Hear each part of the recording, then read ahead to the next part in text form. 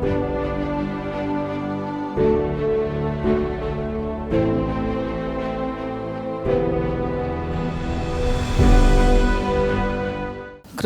அன்பானவர்களே, இயேசு கிறிஸ்துவ நாமத்தில் உங்களை வாழ்த்தி நாங்கள் வரவேற்கிறோம். இந்த நாளிலும் கூட எங்கள் கிரேஸ் டிவியின் முன்பதாக அமர்ந்திருக்கிற ஒவ்வொருவருக்கும் கிரேஸ் டிவியின் சார்பாகவும் உங்களுக்கு எங்களுடைய வாழ்த்துதலை நாங்கள் தெரிவித்துக் கொள்கிறோம். நாம் இன்று தியானிக்க போகிற வசனம் 1ஆம் சங்கீதம். அதே நம்ம இதை பற்றி நம்ம தியானிக்கலாம்.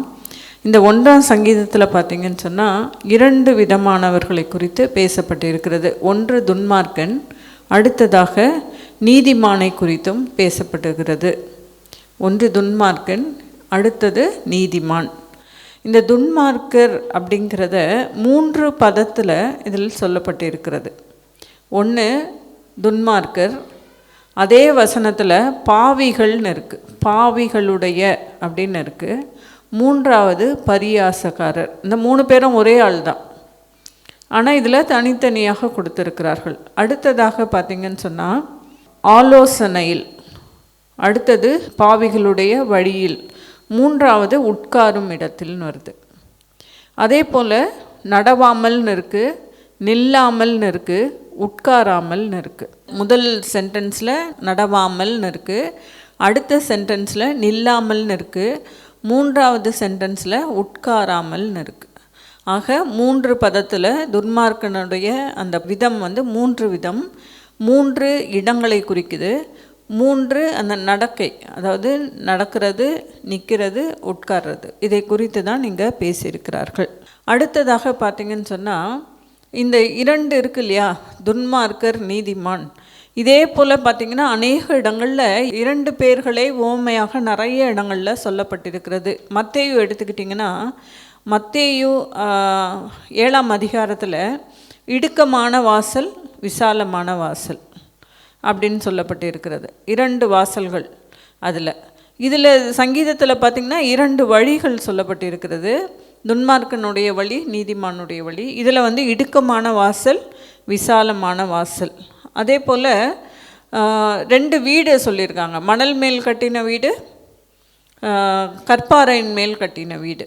அப்போது இதை தேர்ந்தெடுக்கிறது யார் அப்படின்னா நம்ம தான். 2 வழி இருக்குது, 2 வாசல் இருக்குது, 2 வீடு இருக்குது அப்படின்னா அதில் எதை தேர்ந்தெடுக்கிறது அது நம்ம கையில் தான் இருக்குது இல்லையா. நமக்கு கடவுள் ஞானத்தை கொடுத்துருக்கிறார். அப்போது அந்த ஞானத்தை நம்ம எப்படி யூஸ் பண்ணுறோம் அப்படிங்கிறது தான் இங்கே விஷயமே. இந்த சங்கீதத்தில் பார்த்திங்கன்னா மொத்தம் 150 சங்கீதம். இந்த 150ல் முதல் அந்த கடைசி 149 சங்கீதத்துக்கு இந்த முதல் சங்கீதம் தான் ஒரு முன்னுரை போல் அந்த இடத்துல சொல்லப்பட்டிருக்கிறது. இதில் பார்த்திங்கன்னு சொன்னால் இப்போ இடுக்கமான வாசல்னு சொல்கிறோம் இல்லையா. இடுக்கமான வாசல், அதாவது நீங்கள் சங்கீதம் 1ஆம் அதிகாரத்தில் பார்த்திங்கன்னா 1வது சங்கீதம் 6ஆம் வசனத்தில் பார்த்திங்கன்னா துன்மார்க்கரின் வழியோ அழியும்னு இருக்குது. அப்போ அந்த பாதையில் நம்ம சென்னோம்னா முடிவு என்ன? அழிவு தான். பாவத்தின் சம்பளம் மரணம்னு இருக்குது. அப்போது இது அழிவு தான். அப்போது நம்ம தேர்ந்தெடுக்கிற விஷயங்கள் தான் இருக்குது. கல்லின் மேல் வீடு கட்டுறான், மணலின் மேல் ஒருத்தன் வீடு கட்டுறான். 2 பேருக்கும் ஒரே பிரச்சனை தான் வருது, ஒரே இடி, அதே மழை தான் வருது. ஆனால் ஒருத்தரோட வீடு மட்டும் நிலைக்குது. ஏன் அப்படின்னா ஞானமாக அவன் கட்டினதுனால. அதுதான் இந்த இடத்துலையும் நமக்கு சொல்லப்பட்டு இருக்கிறது. துன்மார்க்கர்கள் எப்படி ஃபஸ்ட்டு துன்மார்க்கருடைய ஆலோசனையில் நடக்கவே கூடாதான். அதாவது நம்ம முதல்ல என்ன பண்ணுவோம், ஃபஸ்ட்டு போய் நடப்போம். அப்புறம் அடுத்து என்ன ஆகும், அந்த இடத்துல நின்று பேசுவோம் இல்லையா. இப்போ ஒருத்தன் கெட்டவன் இருக்கான் அப்படின்னு தெரியுது அப்படின்னா நம்ம முதல்ல போவோம், அவர்கிட்ட போய் ஆலோசனை கேட்போம். ஆலோசனை கேட்குறதே தப்பு. ஆலோசனை கேட்டதுக்கப்புறம் அந்த இடத்துல என்ன பண்ணுவோம், நம்ம நிற்போம் கொஞ்ச நேரம். அதுக்கப்புறம் பார்த்திங்கன்னா அங்கேயே ஹால்ட் ஆயிடுவார், உட்காந்துடுறாதுன்னு போட்டிருக்குது. அடுத்து ஆண்டவர் சொல்கிற அந்த சங்கீதத்தில் தாவீது சொல்கிறது உட்காராமலும். அப்போ அடுத்து நம்ம உட்கார்றோம், அங்கேயே படுத்துக்கிறாங்க. உதாரணத்துக்கு இந்த குடிகாரங்களை சொல்லலாம். இப்போது ஒருத்தர் ரொம்ப கஷ்டம் அப்படின்னு ஃப்ரெண்டுக்கிட்ட சொல்கிறாருன்னு வைங்களேன், ஆலோசனை கேட்குறாரு. அவர் என்ன நல்ல ஃப்ரெண்டாக இருந்தால் நல்லது சொல்வார். அவர் துன்மார்க்கனாக இருந்தால் என்ன சொல்லி தருவார், ஒரு குவார்ட்டர் அடித்தா சரியாயிடும் அப்படின்னு ஆலோசனை சொல்கிறாரு. அப்புறம் அவர் கூடவே அந்த வைன் ஷாப்புக்கு போகிறாரு. அப்புறம் அடுத்தது என்ன, அந்த இடத்துல போய் உட்காந்துடுறாங்க. போதை கொஞ்ச நாள் ஆக ஆக என்ன ஆகிடுது, வைன் ஷாப் வாசல்லே படுத்துக்கிறாங்க நிறைய பேர். இந்த வசனம் வந்து அப்படி தான் சொல்லுது. இது ஒரு உதாரணத்துக்கு தான் நான் சொல்கிறேன். இது போன்ற நிறைய விஷயங்கள் இதை தான் வந்து இந்த முதல் இதிலேயே சொல்லப்பட்டிருக்கிறது. அடுத்ததாக இப்போ இதில் வந்து துன்மார்க்கர்னு ஆரம்பிக்குது இல்லைங்களா, ஆனால் ஆங்கில வேதாகமத்தில் பிளஸ்ஸட்னு ஆரம்பிக்கும். பிளஸ்ஸட் அப்படின்னு ஆரம்பிக்கும். பிளஸ்ஸட்னா பாக்கியங்கள்னு அர்த்தமாக. ஆனால் நமக்கு பார்த்திங்கன்னா 2வது வசனம் முடிவில் தான் தியானமாக இருக்கிற மனுஷன் பாக்கியவான்னு கொடுத்துருக்கு. ஆனால் பாக்கியவான்னு சிங்குலரில் கொடுத்துருக்கு இல்லையா, பாக்கியவான் ஒருத்தனை தான் குறிக்குது. ஆனால் பிளஸ்ஸட்னு வரும்பொழுது பாக்கியங்கள், அதாவது ப்ளூரல், அது பாக்கியங்கள் அப்படின்னு அதில் வருகிறது. பிளஸ்ஸட் இஸ் த மேன் அப்படின்னு சொல்லி அந்த இடத்துல ப்ளூரலாக கொடுக்கப்பட்டிருக்கிறது. அப்போ பாக்கியம் ஒன்றல்ல, பாக்கியங்கள், ஆசீர்வாதங்கள். துவக்கத்திலிருந்தே ஆண்டவர் நமக்கு ஆசீர்வாதங்களே கொடுத்துருக்கிறார். முதல்ல பார்த்திங்கன்னா அவர் பறவைகளெல்லாம் படைத்த உடனே ஆசீர்வதித்து தான் அதுங்களை அனுப்புகிறார். அப்போது ஆசீர்வாதங்கள் இருக்குது. அந்த ஆசீர்வாதங்களை பெற்றுக்கொள்வதற்கு நாம் அதுக்கு ஏற்ற வழியில் நம்ம நடக்க வேண்டும் என்பதை குறித்து தான் இந்த சங்கீதத்தில், முதல் சங்கீதத்தில் சொல்லப்பட்டிருக்கிறது. நம்ம முழுசும், அதாவது தொடக்கத்திலிருந்து கடைசி வரைக்கும் பார்த்திங்கன்னா நிறைய நிறைய பிரமாணங்கள், நிறைய வாக்குத்தத்தங்கள் எல்லாமே இருக்குது. முக்கியமாக பார்த்திங்கன்னு சொன்னால் ஒரு அதில் என்ன போட்டிருக்குதுன்னா,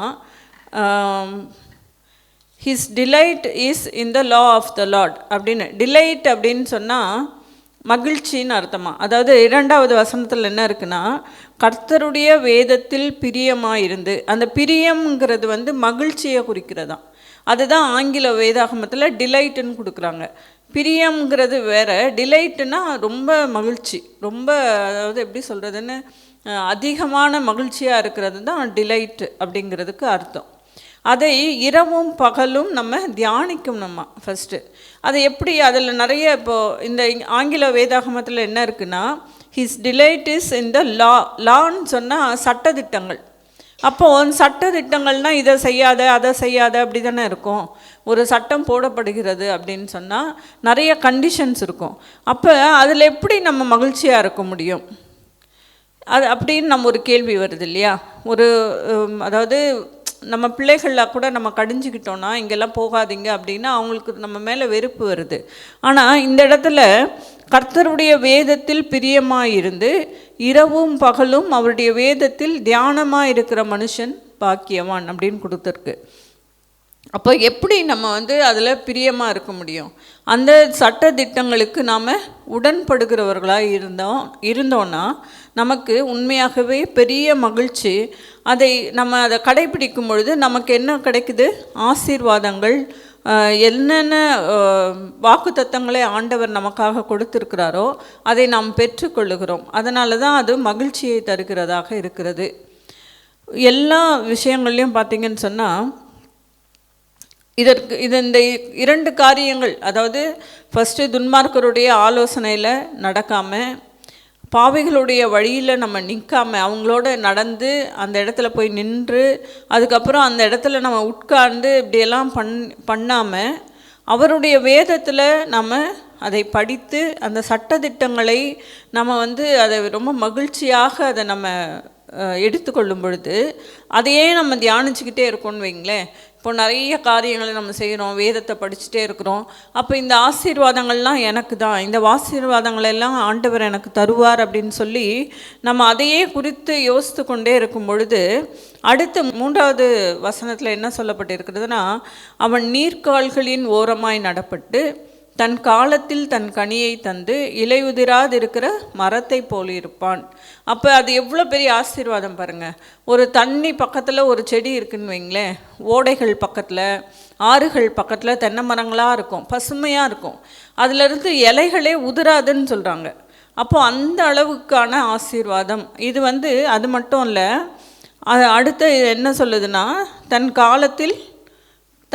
காலத்தில் கனியை தருகிற ஒரு மனுஷனாக அந்த நீதிமான் இருப்பான் அப்படிங்கிறத குறித்து தான் இங்கே பேசப்படுகிறது. அப்போ இந்த கனி வந்து எப்படி தருது? இவனும் நல்லா இருப்பான், செழுமையாக இருப்பான், மற்றவர்களுக்கு அது பிரயோஜனமாக இருக்கும். அந்த கனி வந்து மற்றவர்களுக்காக நம்ம செய்கிறோம், நம்மளை பார்க்கும்போது மற்றவர்களுக்கு மகிழ்ச்சியாக இருக்கும். ஒரு இது சொல்லுவாங்க, ஒலிவ மரத்தை பற்றி சொல்லுவாங்க. ஏன் ஒலிவ மரத்தை ஆண்டவர் வந்து வசனங்களில் நிறைய இடத்துல சொல்லியிருக்கார் அப்படின்னா, அந்த ஒலிவ மரங்கள் அவ்வளோ அழகாக இருக்குமா, அது அப்படியே பசுமையாக, அதை பார்ப்பதற்கு, அதாவது தூரத்துலேருந்து பார்க்கும்போது கூட அது அவ்வளோ அழகாக இருக்குமா, ரொம்ப நாள் இருக்கும், அந்த இலைகள் உதிரவே உதிராது. அது போல தான் நம்மளும் இருப்போங்கிறது இந்த இடத்துல. நீதிமான் அப்படி தான் இருப்பான் அப்படின்னு சொல்லப்பட்டிருக்கிறது. அது மட்டும் இல்லை, நம்ம வந்து அந்த கனிகளை கொடுக்கிறவர்களாக இருப்போம். இப்போ முதல்ல இருந்தவங்க கனிகள் தரமாட்டாங்க.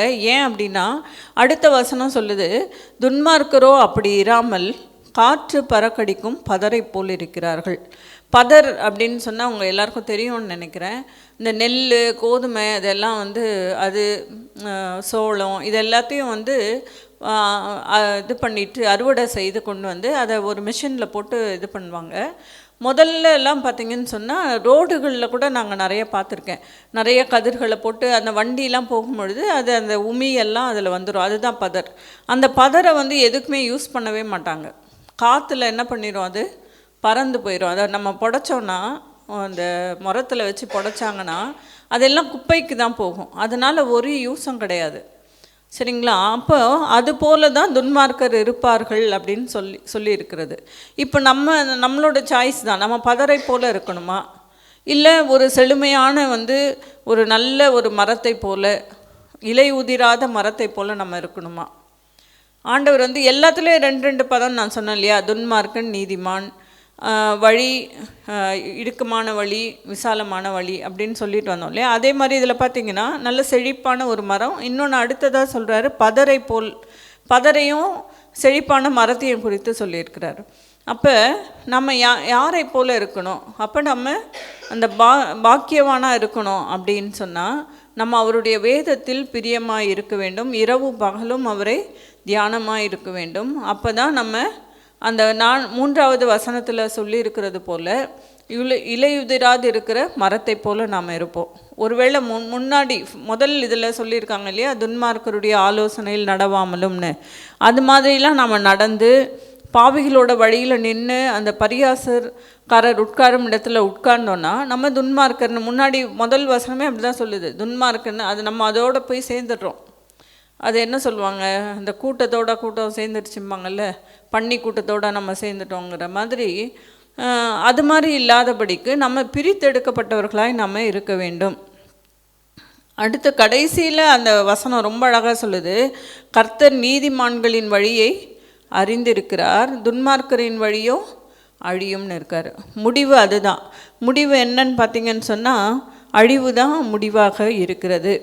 இன்றைய காலத்தில் கூட பார்த்திங்கன்னா அநேக வாலிப பிள்ளைகள் இதே போல் தான் இருக்காங்க. துன்மார்க்கரோட ஆலோசனையில் நடந்து ரொம்ப கெட்ட காரியங்களில் போய் விழுறதை நம்ம பார்க்குறோம், கண்கூடாக பார்க்குறோம். நிறைய நியூஸ் பேப்பரில், நியூஸில், டிவி நிகழ்ச்சிகள்லாம் நம்ம பார்க்குறோம். பிள்ளைகள் வந்து எவ்வளோ கெட்டு போகிறாங்க. அவர்கள் எல்லாருமே இதே தான். முதல்ல அவங்க நல்ல ஒரு ஃப்ரெண்ட்ஷிப் கிடையாது, துன்மார்க்கரோட ஆலோசனையை கேட்குறாங்க. அப்படியே போய் அந்த வழியில் போய் அப்படியே கொஞ்சம் கொஞ்சமாக அவர்களோட சேர்ந்து கெட்டு போகிறத நம்மளை கண்கூடாக நாம் பார்க்குறோம். அப்படி இருக்கும்பொழுது பார்த்திங்கன்னு சொன்னால் எல்லா ஆசீர்வாதங்களையும் நமக்கு இல்லாமல் போகிறது. அதனால் இந்த சங்கீதம் முதல் இதில் வந்து என்ன வருகிறதோ அதன்படி நம்ம கீழ்ப்படிஞ்சாலே ஒரு கிறிஸ்தவ வாழ்க்கை எப்படி இருக்கணும் அப்படிங்கிறத நம்ம தெரிந்து கொள்ளலாம். அது மட்டும் இல்லாமல் முதல்ல இருந்து, அதாவது ஆதியாகமத்திலிருந்து ஆண்டவர் கொடுத்துருக்கிற எல்லா வாக்கு தத்தங்களையும் நம்ம நீதிமான்களாக இருக்கும் பொழுது, அவருடைய வேதத்தில் பிரியமாக இருந்து அதன்படி நடக்கிறவர்களாக இருக்கணும். சும்மா நம்ம வந்து படித்தோம் போயிட்டோன்னு இல்லாமல் அதில் என்ன சொல்லப்பட்டிருக்கிறதோ, அதில் என்ன சட்டத்திட்டங்கள் இருக்குதோ, என்னெல்லாம் நியாயப்பிரமாணங்கள் இதெல்லாம் செய்யக்கூடாது, இப்படி இருக்கணும் அப்படின்னு என்னென்ன கண்டிஷன்ஸ் இருக்கோ அது எல்லாத்தையும் நம்ம கீழ்ப்படியும் போது அவர் கொடுக்குற ரிசல்ட் வந்து ரொம்ப அபரிவிதமாக இருக்கும். ஏன்னா நமக்கு ரிசல்ட்டு தான் முக்கியம் இல்லையா? வாழ்க்கையில் சும்மா ஏதோ வந்தோம் போனோன்னு இல்லாதபடிக்கு நம்ம கடைசியாக என்ன ரிசல்ட் இருக்குது, நல்ல கனிகளை தருகிறவர்களாக இருக்கணும்.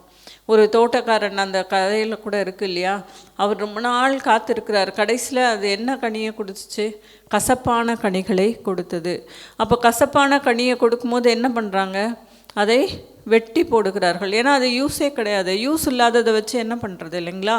நம்ம தண்ணி ஊற்றுறோம், அதுக்கு உரம் போடுறோம், எவ்வளோ மெனக்கெடுறோம், அதுக்காக வேலை செய்கிறோம். ஆனால் அது நல்ல கனி கொடுக்கலன்னா அது வேஸ்ட்டு. அப்போது அதுபோல் இல்லாதபடிக்கு நம்ம நல்ல கனி கொடுக்கிறவர்களாக நம்மை மாற்றிக்கொள்ள வேண்டும். அதற்கு முதல் காரணம் என்னங்க? நம்ம ஆண்டவரை மட்டும்தான் நம்ம நம்பணும். நமக்கு அவரோட வேதத்தில் என்ன இருக்கோ அதன்படி நம்ம நடக்கணும். ஃபஸ்ட்டு நடந்தோன்னு சொன்னிங்கன்னா இந்த இலையுதிராத மரத்தை போல் நம்ம இருப்போமா? நம்ம மட்டும் இல்லை, நாம் மற்றவர்களுக்கு கனி கொடுக்கிறவர்களாக இருப்போம். மற்றவர்கள் நம்மை பார்த்து அவர்களும் மாறுவதற்கு இது உபயோகமாக இருக்கும். அதே போல் தான் ஒரு அத்தி மரத்துக்கு ஆண்டவர் போகிறார் பாருங்க. ரொம்ப நல்லா இருக்கான் அந்த மரம். அவர் அதில் போயிட்டு பசியோடு இருக்கும்போது போகிறாரு, அந்த மரம் கனி கொடுக்கல. உடனே என்ன பண்ணிட்டார்? அதை சபிக்கிறாரு. அப்போது இது போன்ற காரியங்கள் நமக்கோ இல்லை நம்ம குடும்பத்துக்கோ நம்முடைய பிள்ளைகளுக்கோ அது வராதபடிக்கு நம்ம என்ன பண்ணணும்? அவருடைய வேதத்தில் முதல்ல பிரியமாக இருக்கணும். வேதத்தை நம்ம ரொம்ப அதிகமாக படிக்கணும். சும்மா படிக்கிறது மட்டும் இல்லை, அதை தியானிக்கிறவர்களாய் நாம் இருக்க வேண்டும். ஆக இந்த சங்கீதத்தில் சொல்லியிருக்கிறபடி ஒவ்வொருவரும், இதை பார்த்து கொண்டிருக்கிற அனைவரும் கூட நம்ம என்ன பண்ணணும்? அவரை பற்றி தியானித்து கொண்டே இருங்க. கனி கொடுக்கிற மரங்களைப் போல இருங்க. வாக்குத்தத்தங்களை, ஆண்டவர் கொடுத்த வாக்குத்தத்தங்கள் எல்லாம் ஆம் என்றும் ஆமேன் என்றும் இருக்கிறது. எதுவுமே பொய் கிடையாது. அவர் சொன்னது எல்லாமே உண்மையான வார்த்தைகள். ரெண்டாவது பார்த்திங்கன்னா, அநேக ஆசீர்வாதங்கள் ஒவ்வொருத்தருக்கும் கொடுத்துருக்காரு. ஆபிரகாம் கொடுத்துருக்காரு, ஈசாக்குக்கு, யாக்கோபுக்குன்னு சொல்லி வரிசையாக எல்லாருக்கும் கொடுத்தாரு. அதே போல் எல்லாரும் ஆசீர்வாதத்தை பெற்றுக்கொண்டார்கள். அவங்கள மாதிரி செழிப்பானவர்கள் யாருமே இல்லை. அவங்க போகிற இடங்கள்லாம் அவ்வளோ ஆடுகள் மாடுகள், அப்படியே அந்த ஃபேமிலி அந்த எல்லாரையும் கூப்பிட்டு போகும்போது பார்த்தா அவ்வளோ செழிப்பாக இருந்ததுன்னு சொல்லி வேதத்தில் இருக்குது. ஆக அந்த வாக்குத்தத்தங்களை நாம் பெற்றுக்கொண்டவர்களாக நம் மாறி ஆசீர்வாதங்களையும் ஆண்டவரிடத்துலேருந்து நம்ம பெற்றுக்கொள்வோம். இந்த வசனங்களை கூட கர்த்தர் தாமே ஆசீர்வதிப்பாராக. எனக்கு அன்பானவர்களே, இந்த நாளிலும் கூட எங்களுடைய கிரேஸ் டிவியின் ஊழியங்களில் நீங்கள் எல்லாரும் இணைந்திருக்கிறதற்காக உங்களுக்கு நன்றி செலுத்துகிறோம். புதன்கிழமைகளில் காலை 10 மணி முதல் மதியம் 1:30 மணி வரை எங்களோட உபவாச கூடுகை இருக்கும். அந்த கூடுகையில் நீங்கள் கலந்து கொள்ளுங்கள். செங்கல்பட்டு பகுதியில் இருக்கிறவர்கள் நீங்கள் இங்கே அருகாமையில் இருந்தீங்கன்னா நீங்கள் எங்களோட கலந்து கொள்ளலாம். வர முடியாதவர்கள் நீங்கள் எங்களோட கிரேஸ் டிவியின் முன்பதாக அமர்ந்து எங்களுடைய நிகழ்ச்சிகளை நீங்கள் பார்த்து எங்களோட இணைந்து நீங்கள் கர்த்தரை பாடி துதித்து உங்களுக்காக நாங்கள் ஜெபிக்கும் பொழுது நீங்களும் எங்களோட இணைந்து ஜெபிக்கலாம். அநேக காரியங்களுக்காக நாங்கள் ஜெபிக்கிறோம். தேசத்திற்காக, சுகவீனமாக இருக்கிறவர்களுக்காக நாங்கள் ஜெபிக்கிறோம். ஒருவேளை உங்களுக்கு ஜெப குறிப்புகள் இருந்ததுன்னா எங்களுடைய அந்த டிவியின் கீழே வந்து கொண்டிருக்கிற எங்களுடைய ஃபோனுக்கு நீங்கள் கால் பண்ணலாம். நாங்கள் உங்களுக்காக ஜெபிக்க கடமைப்பட்டு இருக்கிறோம். அடுத்ததாக பார்த்தீங்கன்னு சொன்னால் சனிக்கிழமைகளில் கலந்துரையாடல் இருக்குது, வேதாகம கலந்துரையாடல். அதில் நமக்கு தெரியாத ஒரு சில விஷயங்களை அண்ணன்மார்கள் 3 பேர் இணைந்து அதை நடத்துகிறார்கள். அதையும் நீங்கள் பாருங்கள், அதில் மிகவும் உபயோகமாக இருக்கும். வெள்ளிக்கிழமைகளில் அற்புத சுகமளிக்கும் நேரம் இருக்கிறது. அதில் எங்களுடைய கிரேஸ் டிவியின் ஸ்தாபகர் போதகர் அவர்கள் உங்களுக்காக ஜெபிப்பாங்க. அதில் நீங்கள் எங்களிடத்தில் ஃபோன் மூலமாக நீங்கள் காண்டாக்ட் பண்ணிங்கன்னா உங்களோட சுகவீனத்திற்காக நாங்கள் ஜெபிக்கிறோம். அதுலேயும் நீங்கள் கலந்து கொள்ளலாம். உங்களுடைய ஜெபத்தினாலும் காணிக்கைகள்னாலும் எங்களை தாங்குவீர்கள் என்றால் அது மிகவும் எங்களுக்கு பிரயோஜனமாக இருக்கும். ஏன்னா நீங்கள் கொடுக்குற காணிக்கையினால் அநேகருக்கு இது பிரயோஜனமாக இருக்கும். இந்த கிரேஸ் டிவிங்கிறது சும்மா கொஞ்சம் இடத்துக்கு மட்டும் தெரிகிறதில்ல. அநேகர் இயேசு கிறிஸ்துவை அறியாதவர்களுக்கு கூட இது போய் சென்றடைகிறதுக்கு உங்களுடைய காணிக்கை அதில் ஒரு பங்காக இருக்கும். கர்த்தர் உங்களை ஆசீர்வதிப்பார்.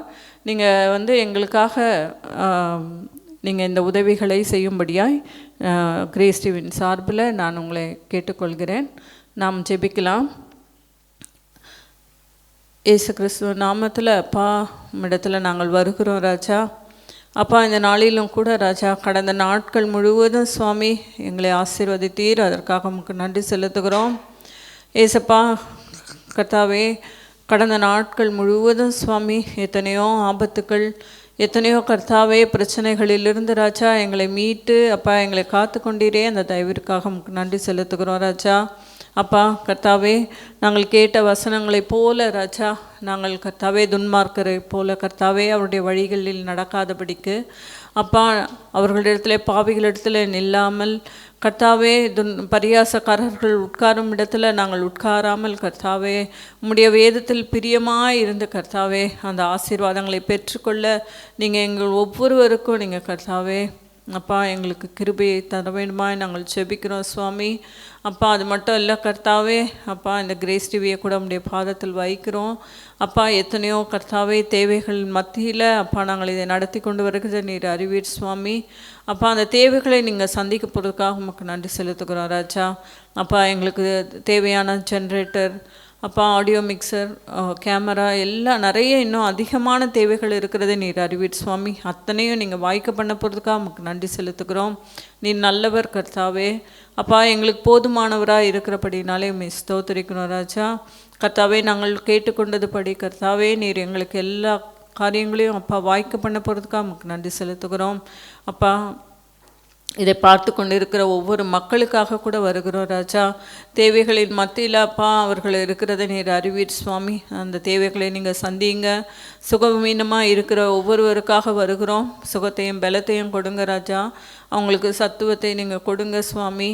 அப்பா கண்ணீரோடும் கவலையோடும் அப்பா அந்த கடன் பிரச்சனைகளை மூழ்கி அப்பா பிழைக்க வழி இல்லாமல் இருக்கிற ஒவ்வொருவரையும் உடைய பாதத்தில் வைக்கிறோம் சுவாமி. அப்பா அந்த கடன் பிரச்சனைகளை நீக்குங்கப்பா. நல்ல வருமானத்தை கொடுக்க வேண்டுமாய் நாங்கள் ஜெபிக்கிறோம் சுவாமி. வீடுகளை இழந்து அப்பா தெருக்களிலும் அப்பா பிளாட்ஃபார்ம்லேயும் உட்கார்ந்து அப்பா வீடு இல்லாமல் இருக்கிற ஒவ்வொரு மக்களையும் கூட நீங்கள் பாதுகாத்துருளுங்க ராஜா. கர்த்தாவே இன்னும் ராஜா என்னென்ன தேவைகள் மக்களுக்கு இருக்கிறதோ அந்த தேவைகளை நீங்கள் பூர்த்தி செய்ய வேண்டுமாய் ஜெபிக்கிறோம் கர்த்தாவே. ஏசப்பா எங்களோட இணைந்து கர்த்தாவே இந்த கிரேஸ் டிவியில் ஊழியம் செய்கிற ஒவ்வொரு அக்காமார்களையும் அண்ணன்மார்களையும் உடைய பாதத்தில் வைக்கிறோம் ராஜா. அப்பா அவர்களை காத்துக்கொள்ளுங்க ராஜா. நீங்கள் பலப்படுத்துங்க சுவாமி. அப்பா எங்களுடைய ஊழியத்தில் இணைந்து கர்த்தாவே பாடல்கள் பாடுகிற அப்பா சுந்தர் சிங் அண்ணன், சுதாகர் அண்ணன், கருணாகரன் அண்ணன், பால்ராஜ் அண்ணன், ராஜா சிங் அண்ணன் கர்த்தாவே, இன்னும் கர்த்தாவே ஜான் தனபால் ஐயா, இன்னும் அனைவரையும் கர்த்தாவே ஒவ்வொருவரையும் உடைய பாதத்தில் வைக்கிறோம்.